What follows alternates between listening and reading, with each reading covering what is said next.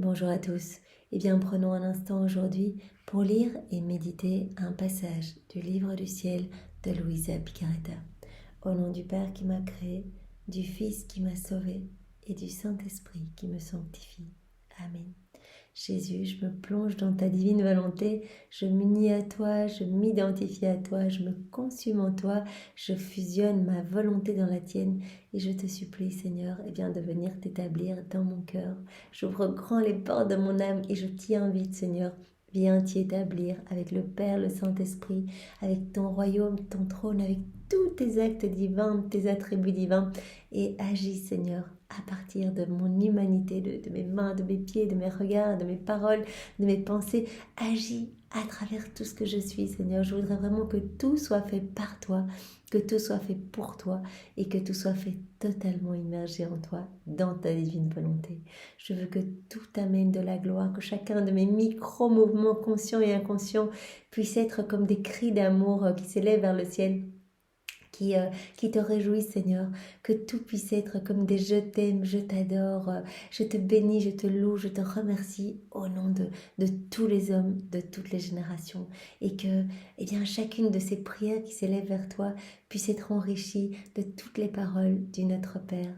Que ta volonté soit faite dans tous les cœurs, que ton règne vienne sur la terre comme au ciel. Vraiment, c'est ce que je voudrais, Seigneur. Alors, fais de moi ce qui te plaira. Utilise-moi pour que tu puisses être glorifié à chaque instant. J'entends réparer par ma vie pour toutes les offenses que tu ressens, que tu reçois continuellement. Et j'entends t'offrir, par péché, par méchanceté, par blasphème, par offense, j'entends t'offrir une compensation d'amour. Voilà. Alors, utilise-moi. Moi, je ne sais pas comment procéder, mais toi, tu sais, Seigneur. Et je te demande d'utiliser tout ce que je suis pour que tu puisses te sentir heureux. Alors maintenant, Jésus, je te demande de venir nous préparer pour recevoir ce nouvel enseignement. Dispose nos âmes, nos intelligences. Viens y déverser ta sagesse à toi pour que nous puissions comprendre ce que tu veux nous enseigner, que nous puissions vraiment en tirer le maximum, laisser s'infuser tous ces mots que tu as bénis et qu'ils puissent tous fructifier pour ta gloire, que nous devenions meilleurs jour après jour, que nous t'aimions chaque jour davantage et que nous désirions tous les jours un peu plus cette union avec toi, cette vie dans ta divine volonté. Jésus, donne-nous la grâce de l'abandon complet entre tes mains. Donne-nous la grâce de l'humilité, que nous puissions mourir à nous-mêmes chaque jour un peu plus pour te laisser toute la place en nous.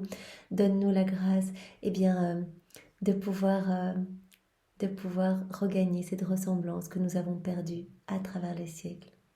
Maintenant, parle à travers ma bouche, Jésus, envoie-moi ton Esprit Saint, que je reste toujours unie à toi dans ta vérité et que ce moment fait par toi soit divin, éternel, qu'il puisse y avoir des retombées bienfaisantes et bénéfiques dans le cœur de tous les hommes, qu'il puisse y avoir des conversions, des sanctifications, des purifications d'âme par ce moment que nous prenons tous ensemble autour de ton enseignement, Seigneur, pour que vraiment nous devenions de meilleurs instruments entre tes mains. Alors le passage que nous allons méditer est celui du 9 septembre 1923. Nous sommes toujours dans le volume 16. C'est Luisa qui parle. Je ressentais des craintes, que ce n'était peut-être pas mon adorable Jésus qui me parlait en me manifestant tant de sublimes vérités, spécialement sur la divine volonté, mais que c'était plutôt le démon qui cherchait à me tromper en m'amenant très haut pour ensuite me précipiter dans l'abîme. Voilà, Luisa, elle est en train de traverser quelques doutes et elle se demande si c'est bien Jésus qui lui parle. Elle se dit, mais le démon est subtil et il est habile et il pourrait très bien se déguiser, me parler de ces vérités magnifiques sur la divine volonté pour vraiment élever mon âme, que je sois dans la joie intense pour après me faire chuter. Donc là, elle a quelques craintes, comme dans les premiers volumes où elle avait toujours un petit peu peur que ce ne soit pas Jésus. Voilà, quand elle voyait l'enfant Jésus, elle lui demandait toujours de faire le signe de croix, sachant que le démon a horreur du signe de croix et qu'il est forcé de s'éloigner. Et donc après, elle était dans la paix, elle continuait à parler, sachant que, voilà, quand elle avait la certitude que c'était bien Jésus. Donc vraiment, elle nous donnait déjà la clé Que faire quand nous sommes aux prises de tribulations, de doutes, voilà, que nous sommes sur le point de tomber dans les embûches des démons? Eh bien, nous pouvons déjà faire notre signe de croix. Nous pouvons, parce que cela vraiment éloigne fortement les forces mauvaises. Nous pouvons aussi eh bien, donner notre âme directement à Jésus, invoquer son saint nom, invoquer le doux nom de Marie, parce que vraiment cela aussi, les démons en ont horreur. Donc quand on dit, voilà, Louisa, elle disait, Jésus, Marie, je vous recommande mon âme. Voilà, dès qu'elle avait... elle nous donnait eh bien, cette clé-là dans une des heures de la Passion en disant... Voilà, quand vous sentez que vous avez une mauvaise pensée, directement, Jésus et Marie, je vous donne mes pensées, je vous les recommande. Voilà, venez, Jésus, viens penser à travers mes pensées, ramène-moi sur le bon chemin, viens vivre tout en moi. Et donc, le simple fait voilà, de prononcer, de s'offrir, d'appeler Jésus et Marie, et déjà, les démons s'en allaient. Ici, on voit que, voilà, elle a un petit peu peur, elle se dit, toutes ces vérités sont tellement magnifiques que, voilà, je me dis, est-ce qu'il n'est pas venu m'éblouir avec ces belles vérités pour après... m'écraser encore plus et que la chute soit encore plus douloureuse. Donc elle se pose des questions. Je disais, mon Jésus, libère-moi des mains de l'ennemi. Je ne veux rien savoir d'autre que de sauver mon âme. Eh bien, bon, Louisa, on sait bien qu'elle parle vraiment à Jésus, mais voilà, elle a l'habitude de tout le temps se recommander entre les mains de Jésus. Nous pouvons le faire aussi dans notre quotidien, nous qui sommes fragiles, faibles et qui chutons continuellement, qui ne sommes pas eh bien établis dans la divine volonté, on n'en est encore qu'au début. Eh bien, nous pouvons, quand nous sentons que nous avons quitté la divine volonté, on commence à s'énerver quelque chose, Jésus, reviens, je veux vivre dans ta divine volonté, je te demande pardon, Jésus, et je te remercie de me pardonner. Directement, on demande pardon, mais directement, on remercie pour son infinie miséricorde. Je veux sauver mon âme, je veux être un instrument entre tes mains pour eh bien, t'offrir la gloire que tous les hommes te doivent, pour payer cette dette d'amour et de gloire, comme toi tu l'as fait envers ton Père lors de ton passage sur la terre. Je veux vraiment, Seigneur, que tu viennes dans mon cœur. Vraiment, je veux sauver mon âme et sauver les âmes de tous les hommes. Et je veux que tu te sentes heureux. Je veux réparer pour tous ces moments d'amour et je veux rétablir l'équilibre d'amour entre le ciel et la terre. Voilà, c'est ce que nous pouvons faire comme Louisa le demande tout naturellement quand elle a un petit doute. Bougeant en moi, Jésus béni me dit. Donc il dit à Louisa, ma fille, pourquoi as-tu peur? Ne sais-tu pas que la chose que l'infernal serpent connaît le moins à mon sujet, c'est ma volonté. Donc Louisa qui avait peur que ce ne soit le diable qui vienne lui parler de toutes ces magnifiques vérités pour l'éblouir, dit mais Louisa, tu sais bien, le Satan ne connaît absolument rien sur ma divine volonté, puisqu'il l'a quittée, il ne connaît pas la divine volonté. En fait, il n'a pas voulu l'accomplir. Et de ce fait, il ne l'a ni connue ni aimée. Il n'a pas voulu faire la divine volonté. Et donc, il a été, Satan, c'était le plus bel ange, l'ange de la lumière. Et il n'a pas voulu. Il a quitté la divine volonté. Donc, en fait, il a horreur de voir des âmes qui vivent dans la divine volonté parce qu'il voit se créer dans ces âmes le paradis que lui a perdu, en fait. Donc, il ne l'a jamais connu, ni jamais aimé. Donc, il serait absolument incapable d'en parler. Encore moins pénétrera-t-il ses secrets pour en connaître tous les effets et la valeur. Et comme il ne la connaît pas, comment pourrait-il en parler? Ce qu'il abhorre le plus est que la créature fasse ma volonté. Ça veut dire que c'est ce qu'il déteste le plus. C'est quand une âme s'unit à Jésus, laisse Jésus vivre et travailler à partir de tout son corps. Ça, il a horreur de ça. Peu lui importe que l'âme prie, aille à la confesse, reçoive la communion, fasse pénitence ou fasse des miracles. Ça, encore à la rigueur, ça lui importe peu. Par sa rébellion contre ma volonté, l'enfer fut créé en lui. Parce qu'il s'est rebellé contre la volonté de Dieu, eh bien, l'enfer s'est vraiment créé en lui. Et donc, quand il voit ce que lui, il a perdu, ça le rend absolument fou. D'où son état malheureux et la rage qui le consume. Ainsi, ma volonté est pour lui l'enfer.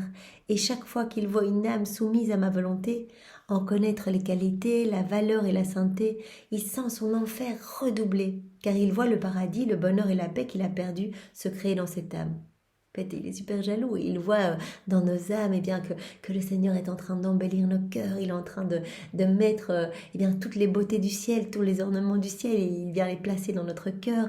Il nous purifie, il nous donne sa ressemblance, etc. Il embellit vraiment nos cœurs.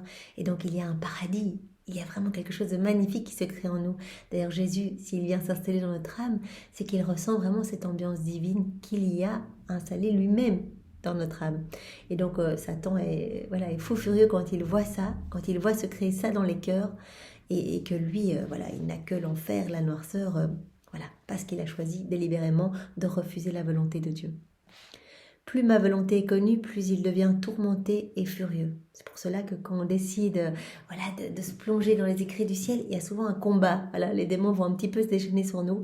Quand on en parle, ça dédouble encore leur haine contre nous. Quand on commence à s'unir à Jésus, à faire plein d'actes, à laisser Jésus vraiment irradier sa lumière à partir de tout ce que nous sommes, ils vont tout tenter, mais Jésus nous le dit bien, quand vous êtes avec moi, les démons n'ont aucune emprise sur vous. Si vous restez fixés sur moi, les démons sont contraints de s'éloigner loin. Pourquoi ? Parce qu'en fait, il y a tellement de lumière qui va émaner de votre âme que en fait, ils ont horreur de la lumière. Donc, ils vont vraiment... la lumière va éclipser toutes ces ténèbres et donc ils vont être contraints de s'en aller. Maintenant, ils vont essayer via des personnes de notre entourage qui ne sont peut-être pas fixées, elles, sur Jésus, ils vont essayer de mettre des mauvaises pensées dans leur tête pour que ces personnes nous critiquent, essayent de nous faire douter. Donc il va y avoir des personnes dans notre entourage qui vont essayer de faire bouger un petit peu notre barque, un petit peu notre tranquillité avec Jésus. Et donc, le but des démons, c'est qu'on quitte cette paix divine qui nous permet vraiment de rester unis à Jésus. Jésus aime beaucoup la constance, la persévérance qui nous donne cette paix profonde. Et dans cette paix véritable, il peut s'installer dans notre âme. Donc même si les démons vont se déchaîner autour de nous, si on reste unis à Jésus, rien ne pourra nous arriver. On restera vraiment dans cette paix surnaturelle, dans cet amour divin qui viendra vraiment nous baigner chacune de nos cellules. Plus ma volonté est connue, plus il devient tourmenté et furieux. Aussi, comment peut-il te parler de ma volonté, elle qui forme son enfer ? S'il te parle d'elle, ces mots veulent former l'enfer en toi. Dit Louisa, c'est pas possible qu'il te parle de ma volonté puisqu'il ne la connaît pas, il ne l'aime pas, il n'arriverait pas à en parler. Donc s'il t'en parlait, ça formerait l'enfer en toi, puisque pour lui, le fait d'avoir quitté ne pas avoir voulu faire la volonté de Dieu, cela a créé l'enfer en lui. Ces mots veulent former l'enfer en toi, car il ne connaît ma volonté que pour la détester et non pour l'aimer. Ce qui est détesté ne peut apporter ni le bonheur ni la paix.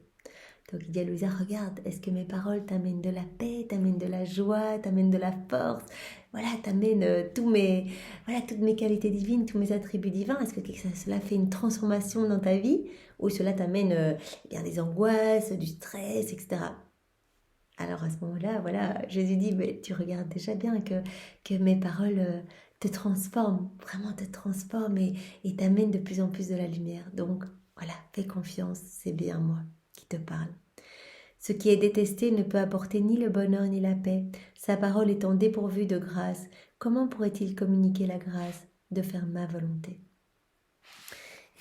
Donc n'ayons crainte, avançons vraiment main dans la main avec Jésus pour que les démons puissent être éclipsés de nos vies et que nous puissions laisser couler l'amour de Jésus à travers nos paroles, nos regards, nos actions, nos pas, et que cet amour puisse vraiment toucher tous nos frères et sœurs et qu'ils puissent revenir à Jésus et s'émerveiller de son amour, désirer vraiment s'unir également à lui. Seigneur, maintenant, dispose-nous pour recevoir un autre enseignement encore, celui du 14 septembre 1923. Alors, c'est Louisa qui parle. Je réfléchissais sur la manière dont tout gravite autour du soleil.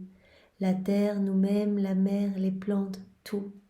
Et parce que nous gravitons autour du soleil, nous sommes illuminés par lui et recevons sa chaleur.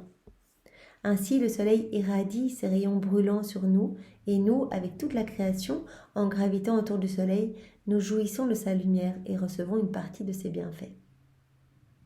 Combien d'êtres ne gravitent pas autour du soleil divin ? Donc Louisa, elle réfléchit, dans la nature, tout gravite autour du soleil, et le soleil donne la vie à tout. Donc tout va recevoir, toute la création va recevoir les bienfaits du soleil, parce que la création gravite autour du soleil. Et elle dit, mais on peut faire la comparaison avec eh bien, les âmes qui doivent graviter autour de Dieu, le soleil divin. Voilà, combien d'êtres ne gravitent pas autour du soleil divin? Tous le font, les anges, les saints, les hommes, toutes les choses créées, y compris la reine maman qui tient le premier rang en absorbant au maximum les rayons du soleil éternel. Pendant que je réfléchissais ainsi, mon divin Jésus bougeant en moi et me serrant contre lui me dit « Ma fille, cela était le but précis pour lequel j'ai créé l'homme, qu'il gravite toujours autour de moi et que moi, son soleil, placé au centre de ses révolutions, je l'irradie de ma lumière, de mon amour, de ma ressemblance et de mon bonheur. » Voilà, Louisa, donc elle a la pensée au soleil, là, toute la création qui tourne autour, et voilà, tout peut bénéficier de la chaleur, de la lumière du soleil, tout prend vie grâce au soleil. Et elle dit, au fond, eh bien, Jésus, toi, tu es un peu comme un soleil divin, et tout gravite autour de toi, les saints, les anges, la Vierge Marie, les hommes, etc., toutes tes œuvres, etc. Et tout peut bénéficier, eh bien, voilà, de ta chaleur, de ta lumière. Et Jésus dit, eh bien oui, c'était le but initial. Voilà, au sortir de nos mains, eh bien tout gravitait autour de nous en fait. Et nous, on distribuait voilà, notre bonheur, notre amour à profusion. Voilà, dans le cœur d'Adam, au départ, eh bien il était rempli de tout. Il avait reçu la divine science, la divine volonté, la divine connaissance. Il était rempli et puis tous les débordements repartaient vers la Trinité. Donc il y avait vraiment cette réciprocité d'amour. À chacune de ces révolutions autour de moi, je voulais lui donner des contentements toujours nouveaux, des beautés toujours nouvelles et des flèches toujours plus brûlantes. Donc voilà, Adam, il recevait tout, c'était le plan initial de Dieu. Vraiment Dieu, voilà, c'est dans ses attributs de donner en fait. Dans sa nature divine, c'est de donner son amour à profusion. Et donc voilà, l'homme recevait tout, Adam recevait tout, jusqu'au moment où il a quitté la divine volonté. C'est comme, eh bien, s'il s'était éloigné de cette lumière irradiante, de ce soleil divin, il s'était éloigné pour regarder, eh bien, si tout seul, voilà, s'il savait se débrouiller tout seul. Il a quitté cette lumière. Qu'est-ce qui s'est passé quand on quitte la lumière? Eh bien, on s'éteint. On n'a plus le reflet de cette lumière en nous. Et donc c'est comme si quand on est autour du soleil, on reçoit la réflexion des rayons de soleil. Donc on est tout illuminé, etc. On reçoit tous les bienfaits, la chaleur. Mais si on s'éloigne, eh bien voilà, on perd tout. On est dans le froid, voilà. Et c'est un petit peu ça, quitter la divine volonté. Eh bien pour Adam et pour tous les hommes qui ont suivi suite à cette chute, eh bien voilà, parce qu'il s'est mis en rupture avec la divine volonté, eh bien, les maux, les vices, les iniquités, les méchancetés, les maladies ont vu le jour. Avant que l'homme pêche, avant la chute d'Adam, la divinité ne lui était pas cachée, parce qu'en gravitant autour de moi, il était mon reflet. Voilà, comme je le disais précédemment, voilà, Adam était le reflet de Dieu, l'image, la copie de Dieu. Et ainsi, il était une petite lumière, puisque voilà, le soleil divin, grande lumière magnifique, remplie de tous les bonheurs, source de tous les bienfaits, eh bien Adam était comme voilà, un petit reflet. Il recevait toute cette lumière et donc parce qu'il était tout le temps autour de Dieu, les yeux fixés sur Dieu, uni à Dieu, uni à son Créateur. Il était une petite lumière, il était naturel que, alors que j'étais le grand soleil, sa petite lumière soit alimentée par ma lumière. Donc le fait de rester toujours en union avec son Créateur, voilà, il était complètement dans la divine volonté. Donc le fait d'être vraiment uni, eh bien, il était continuellement alimenté par la lumière divine, continuellement. Et donc sa vie était une petite lumière. Cependant, dès qu'il pécha, donc à sa chute, dès qu'il s'est déconnecté de la divine volonté, il cessa de graviter autour de moi. Et conséquemment, sa petite lumière s'obscurcit. Qu'est-ce qui s'est passé? Il devint aveugle et perdit sa capacité de voir ma divinité dans sa chair mortelle, pour autant que cela est possible pour une créature. Donc voilà, il s'est éloigné, il n'est plus resté uni, connecté à la divinité, à la Trinité. Il a choisi de s'éloigner, donc il a perdu sa lumière, il est devenu aveugle. C'est-à-dire qu'il n'a plus vu l'amour de Dieu partout dans la création, il ne l'a plus reconnu et il n'a plus vu non plus la présence divine dans sa chair humaine. Par la suite, en venant racheter l'homme, c'est Jésus qui parle, j'ai épousé sa chair mortelle dans le but de me laisser voir par lui. Pas seulement parce qu'il avait péché dans sa chair, et que dans cette chair, j'allais expier. Donc il n'est pas venu simplement pour expier nos péchés, le péché d'Adam commis dans sa chair, et puis de nous tous après Adam, puisque Jésus est vraiment venu refaire toutes nos vies dans la divine volonté. Il est venu aussi pour se laisser voir, voilà, pour laisser voir, puisque l'homme est devenu aveugle. Il est venu nous montrer sa présence et par brèche sa divinité. Voilà. Donc, dans cette chair, j'allais expier, mais donc je suis venue aussi parce qu'il ne pouvait plus me voir, plus voir ma divinité dans sa chair. Cela est si vrai que ma divinité, qui habitait mon humanité, ne pouvait libérer pour lui que quelques rayons de ma divinité. Voilà, donc lors de son passage sur la terre, Jésus a montré seulement quelques brèches de sa divinité. Il l'a montré bien au moment de la transfiguration, mais 2 de ses apôtres seulement. 3, je pense, oui. Mais sinon, il y avait vraiment juste... cela pouvait s'entreapercevoir par des fissures. Donc, il montrait vraiment son humanité, ce qu'il faisait dans son humanité. Et c'est comme ça que les saints ont pu acquérir leur sainteté en regardant ce que Jésus faisait, voilà, en l'observant, en voyant ce que Jésus faisait dans son humanité. Mais ils n'avaient pas vraiment idée de ce qui se passait à l'intérieur, de toutes ces souffrances morales infligées par Dieu, par la divinité à son humanité. Ce que Jésus souffrait, ces souffrances à l'intérieur qu'il vivait continuellement pour refaire toutes nos vies et nous réhabiliter, pour nous reconnecter à la divine volonté. Vraiment, alors que voilà, il est venu payer toute la dette d'amour et de gloire que les hommes devaient en se déconnectant de la divine volonté. Voilà, tous ces moments où ils n'avaient pas glorifié Dieu, où leur regard avait continué à se porter sur les choses du monde, etc. Donc Jésus est venu et cela lui a coûté vraiment à chaque fois une mort, une véritable mort. Donc à chaque fois qu'un acte est fait dans nos volontés propres, et cela de toute éternité, eh bien Jésus l'a réparé et cela lui a coûté une mort, cela lui a coûté vraiment un clou de feu dans les mains.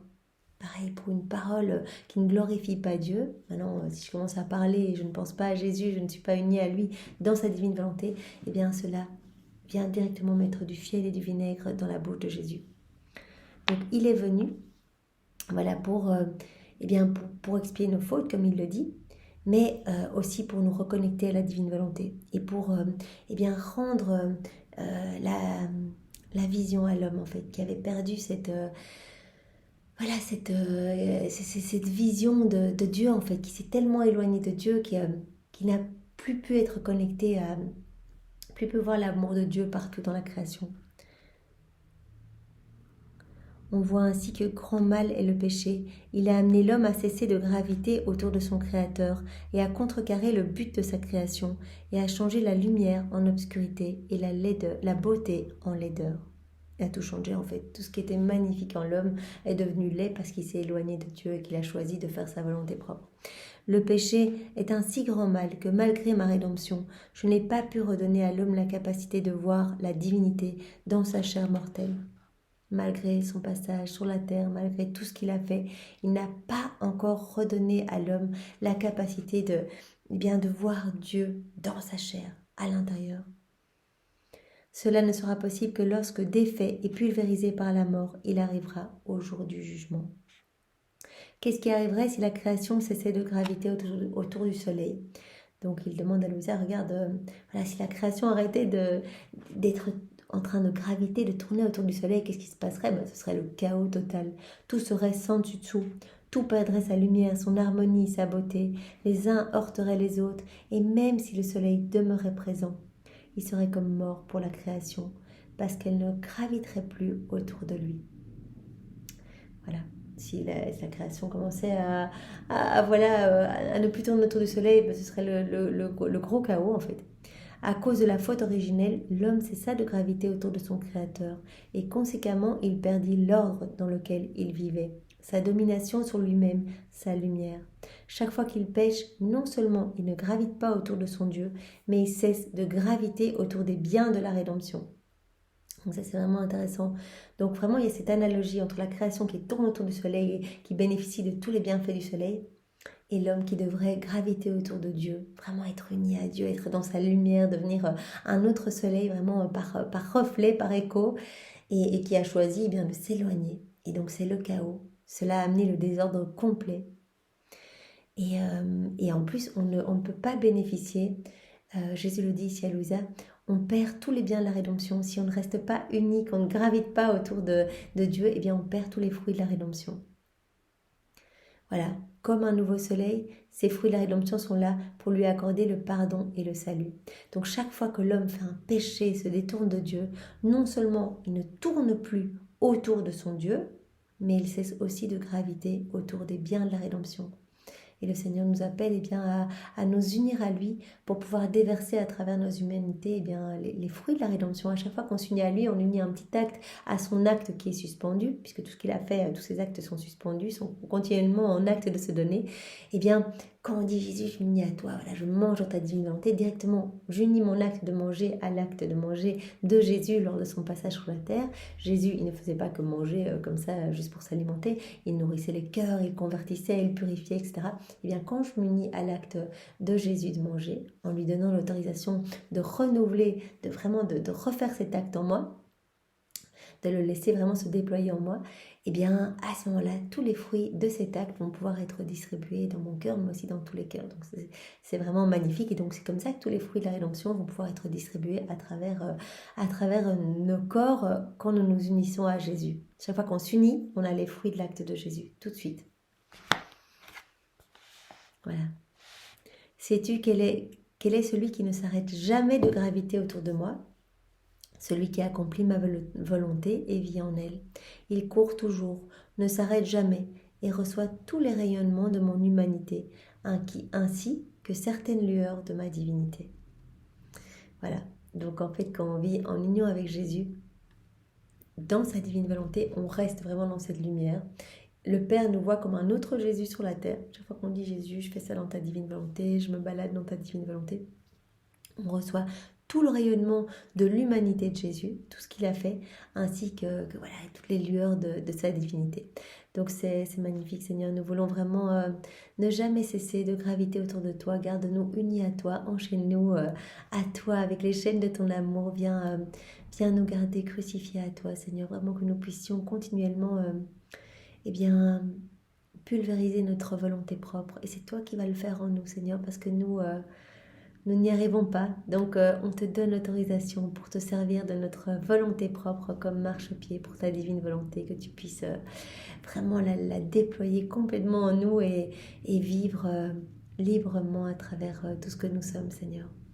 Merci, sois loué, béni et glorifié dans ta divine volonté, au nom de tous.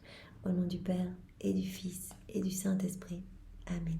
Soyez tous bénis. Passez une belle après-midi. Au revoir.